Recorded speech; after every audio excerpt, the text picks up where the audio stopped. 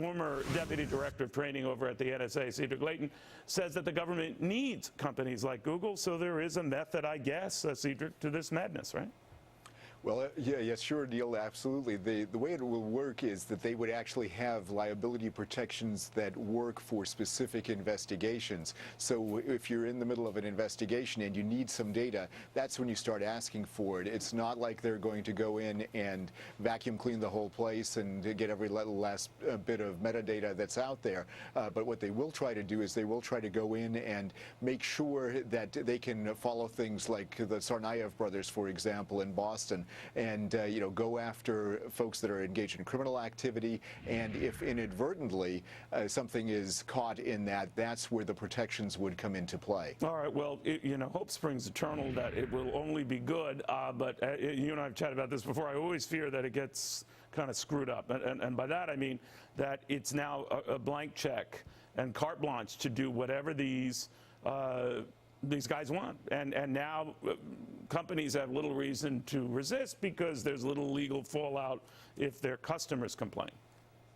Well, that's true that they would have, the companies themselves would have a lot of protections there, but by the same token, NSA would have to continue to follow some very strict accountability guidelines, not only for the Privacy Act, but also in terms of all the other rules that they follow as part of their oversight mechanisms. How would you know, Cedric? How would you know? I mean, in other words, you mentioned the Boston incident. Now, I guess it depends on the investigator, but they say that this surveillance program that was ongoing with Verizon did little to catch these guys or even target these guys. So you could make the argument that this was a huge spying swath to little avail.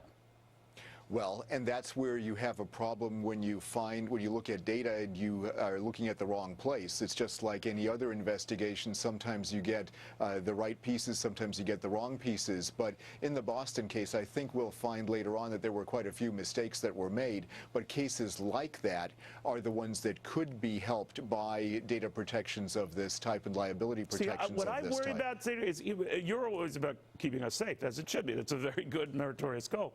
I'm worried about the abuses in the process and how this now codifies it and almost cements it. Look, you could argue, is it a little overkill to get that many tens of millions of Americans' records? Yeah, but now we have carte blanche to continue doing this, and even if we do overreach, the companies are protected when we do. And that's what alarms me the most, because we've now, even after all these embarrassments, given it a sort of a good housekeeping seal of approval, complete immunity. Well, and I think that's where the way it should be crafted is maybe not with complete immunity, but the real area of fault would lie with the government. So if the government is doing something that is incorrect, that is wrong, that violates people's rights, then the people that are doing that should be the ones who are punished. But if Google or Facebook or Pinterest or any of those companies go in and say, okay, we will help you based on this court subpoena that you're giving us, and they inadvertently disclose something, that's where they should be protected. But if you think really in your heart of hearts this is going to do anything on the part of these companies to say no to the United States government?